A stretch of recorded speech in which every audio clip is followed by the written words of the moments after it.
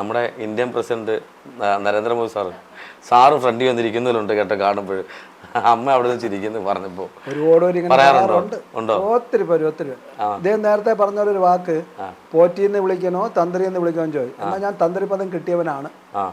വേലാങ്കോടി ദേവീക്ഷേത്രത്തിലെ തന്ത്രി ഞാനാണ്. നമ്മൾ അറിയത്തില്ലല്ലോ ഇപ്പൊ എന്താണ് ഏത് ലെവലിലാണെന്നുള്ള നമുക്ക് അറിയത്തില്ല. അപ്പോൾ ഗുരുസ്വാമി എന്ന് പറയുമ്പോൾ പലതരത്തിലുള്ള ഞാൻ കേട്ടിട്ടുള്ളതാണ്.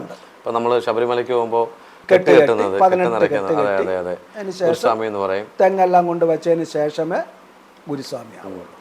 ഇതും അതുപോലെ തന്നെയാണ്. ഫസ്റ്റ് അതായത് ഈ കാവടി ഐറ്റം അതും ഗുരുസ്വാമി ഇതും ഗുരുസ്വാമി, പേര് രണ്ടും ഒന്നാണ്. പക്ഷെ ഐതിഹ്യങ്ങൾ രണ്ടും രണ്ടാണ്. അയ്യപ്പൻ എന്ന് പറയുന്നത് പിന്നെ മുരുകൻ്റെ സഹോദരൻ. അപ്പോൾ അദ്ദേഹത്തിന് വേറെ രീതി, ഇദ്ദേഹത്തിന് വേറെ രീതി. അദ്ദേഹത്തിൻ്റെ പ്രാധാന്യം എന്ന് പറയുന്നത് നെയ്യഭിഷേകം. ഇദ്ദേഹത്തിൻ്റെ മുരുകൻ്റെ പ്രധാന അഭിഷേകം എന്ന് പറയുന്നത് ഭസ്മമാണ്. അപ്പോൾ കുരുക്കന്മാർ രണ്ടും ഒന്നാണ്. അതിന് മാറ്റം. പ്രൊഫൈൽ എടുത്ത് നോക്കിയപ്പോൾ ഞാൻ അച്ഛൻ്റെ പ്രൊഫൈൽ എടുത്ത് നോക്കിയപ്പോഴും അല്ലെങ്കിൽ ഗുരുസ്വാമിയുടെ പ്രൊഫൈൽ എടുത്ത് നോക്കിയപ്പോഴും എല്ലാം സിനിമാ താരങ്ങളാണ്. ഏറ്റവും കൂടുതൽ സുരേഷ് ചേട്ടനായിട്ടാണ് കൂടുതലും വിഷ്വൽ കണ്ടിരിക്കുന്നത്. അതിനകത്ത് സ്വർണത്തിൽ പൊതിഞ്ഞൊരു സാധനം, അതിന് തിടമ്പെന്ന് പറയല്ലേ, അതുവരെ കിട്ടിയിട്ടുണ്ട്. അതാണ് ഞാൻ നേരത്തെ പറഞ്ഞത്. ഇവിടുത്തെ എവിടെ കാവടി നടന്നിട്ടുണ്ടെങ്കിലും ഉറപ്പായിട്ട് പറയാം ഗുരുസ്വാമി ആറ്റുകാൽ പി ശശിധരൻ നായർ പിന്നെ നായരായിപ്പോയി. നായർ ചെയ്ത് വിട്ട കാവടി ആണ് ഏത് ക്ഷേത്രത്തിൽ നടന്നാലും ഞങ്ങളത് അവരുടെ ചില നിബന്ധനകളിൽ നമുക്ക് പാലിക്കാൻ പറ്റാത്തതിനെ കൊണ്ട് നമ്മൾ വിട്ടേച്ച് പോയിട്ടുണ്ടെന്നേ ഉള്ളൂ. അല്ല നമ്മളെ പറഞ്ഞു വിട്ടു പോയതല്ല. നമ്മൾ ഭഗവാന് പടുത്തരം കൊടുത്ത് ഇവരുടെ രീതി അനുസരിച്ച് നമുക്ക് പോകാൻ പറ്റില്ല, ഞങ്ങൾ ഇറങ്ങുകയാണ് എന്ന് പറഞ്ഞ് ഞങ്ങൾ പോയിട്ടാണ്. അന്ന് ആ സമയത്താണ് മാർത്താണ്ഡവർമ്മ മഹാരാജാവും അദ്ദേഹത്തിനെയും പോയി വിളിച്ച് ഇദ്ദേഹത്തിനെയും വിളിച്ചാണ്. മാർത്താണ്ഡവർമ്മ മഹാരാജാവും അഭിഷേകം നിറച്ചു, ഇദ്ദേഹവും അഭിഷേകം നിറച്ച സമയത്ത് അപ്പോഴും ഞാൻ ഒരു വാക്ക് പറഞ്ഞിട്ട് വരുന്നു, 18 അഭിഷേകം നിറയ്ക്കണം, 18 കൊല്ലം. അത് ഇദ്ദേഹം 18 കൊല്ലം വന്നേ പറ്റൂ. അതിപ്പോൾ ഇരിക്കുകയല്ലോ ചോദിച്ചാൽ വന്നേ പറ്റൂ. പക്ഷേ ഈ 18 കൊല്ലത്തെ അഭിഷേകത്തിൻ്റെ സാധനം ഇദ്ദേഹം തരണം, ഇവിടെ വന്ന് അഭിഷേകം ചെയ്യും. പിന്നെ ഇന്ന് കാണുന്നതല്ല, ചിലപ്പോൾ അല്ല, അടുത്ത ടേണിൽ വരുമ്പോൾ ഒരു മന്ത്രിയായിട്ട് വരാനുള്ള വഴി കാണട്ടെ, അങ്ങനെ പറഞ്ഞിട്ടുണ്ട്. അതാണ് തുടക്കം. അപ്പോൾ അങ്ങനെ ഇരുന്ന് അഭിഷേകം എല്ലാം കഴിഞ്ഞു അദ്ദേഹം പോയി. ഒരു 3-ൻ്റെ അന്ന് എന്നെ വിളിച്ചായിരുന്നു. നമ്മളോട്ട് അങ്ങനെ സംസാരിച്ച് വന്നപ്പോൾ അടുത്ത കൊല്ലത്തേക്കുള്ള സമയമായി. അപ്പോൾ വന്നപ്പോഴാണ്, 2ാമത്തെ കൊല്ലം വന്നപ്പോഴാണ് ഞാനൊരു മുരുകനെ ഉണ്ടാക്കി വച്ചിരിക്കുകയാണ്. ആ മുരുകൻ അദ്ദേഹത്തിൻ്റെ കയ്യിൽ കൊടുത്ത്, അത് യാതൊരു ഫോട്ടോയിലൂടെ കാണണം, അവിടെ ഇരിക്കുമെന്ന് അറിയില്ല, കൊടുത്തിട്ട് അന്നും വന്ന് മാർത്താണ്ഡവർമ്മ മഹാരാജാവ്. അപ്പോൾ അതിന് മുമ്പേ വന്നിട്ടുള്ളതാണ് ലക്ഷ്മിബായി തമ്പുരാട്ടി. അത് കഴിഞ്ഞിട്ട് കേരളത്തിനകത്ത് ആദ്യമായിട്ടൊരു ഉദ്ഘാടനത്തിന് വരുന്നതാണ് പന്തളത്ത് മഹാരാജാവ്. ഇവിടെ കേരളത്തിൽ അദ്ദേഹം വന്നിട്ടേ ഇല്ല. ഞങ്ങളുടെ ഫംഗ്ഷന് ഞങ്ങൾ വിളിച്ചു, വന്നു, ഉദ്ഘാടനം നടത്തി, അദ്ദേഹം പോയി. അതും ആ ഫോട്ടോ അവിടെ അതായിരിക്കുന്ന ഫോട്ടോയാണ്. ആ കാണുന്നതാണ് പന്തളത്ത് മഹാരാജാവ്, അയ്യപ്പൻ്റെ അച്ഛൻ. അപ്പോൾ അദ്ദേഹത്തോട് പറഞ്ഞു, ശരി ഞാൻ എന്തായാലും വന്നെത്താം. അന്ന് അതേ ഒരു വാക്ക് എനിക്ക് തന്നിട്ട്, എന്നെ വിളിച്ചാൽ കിട്ടൂല, രാധികയെ വിളിച്ചോളൂ. പക്ഷെ നമ്പർ ആർക്കും കൊടുക്കുകയും വേണ്ട. ഇന്നും ആ നമ്പർ ഇപ്പോൾ ഉണ്ട്.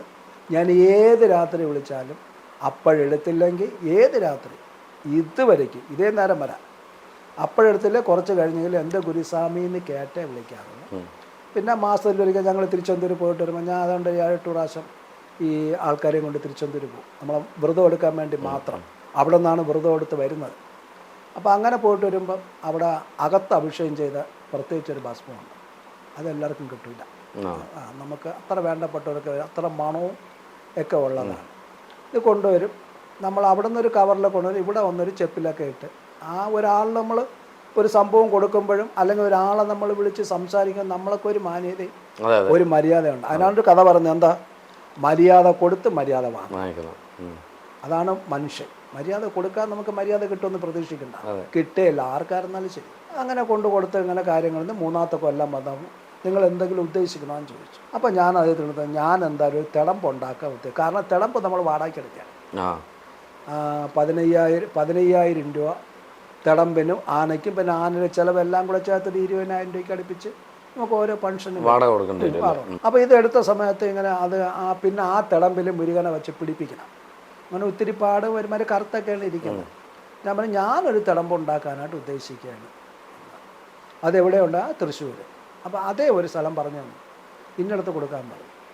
ഞങ്ങളവിടെ കൊണ്ടുവന്ന് കൊടുത്ത് ഇടപാടൊക്കെ ചെയ്ത് കാശ് അവർക്ക് അയച്ചു കൊടുക്കാമെന്നുള്ള കണക്കൂട്ടലിൽ എല്ലാം പറഞ്ഞ് റെഡിയാക്കി നമ്പറൊക്കെ വാങ്ങിച്ചിട്ടുണ്ട്. ഇവിടെ വന്ന് കാശ് അങ്ങോട്ട് അയച്ച സമയത്ത് 50,000 രൂപ അങ്ങോട്ട് അയച്ചായിരുന്നു.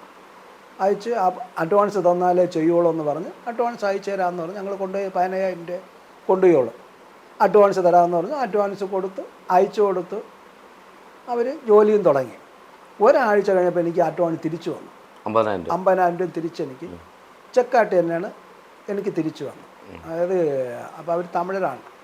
അമ്മാ നീങ്ക இந்த திளம்புக்கு காசு ஒன்றும் தராണ്ട, அது சுரேஷ் சார் நம்ம ரொம்ப நம்பராக்கும், நம்ம பந்துக்களாக்கும், அவரே சொல்லிவிட்டாச்சு பணம் അവർ തന്നിടலாம், ഇത് തിളമ്പ് തീരെ സമയത്തിൽ നിങ്ങൾ എടുത്തിട്ട് പോന്നാൽ പോരും, തീരുമ്പം ചൊല്ലലാം എന്നവർ തമിഴിൽ പറഞ്ഞു.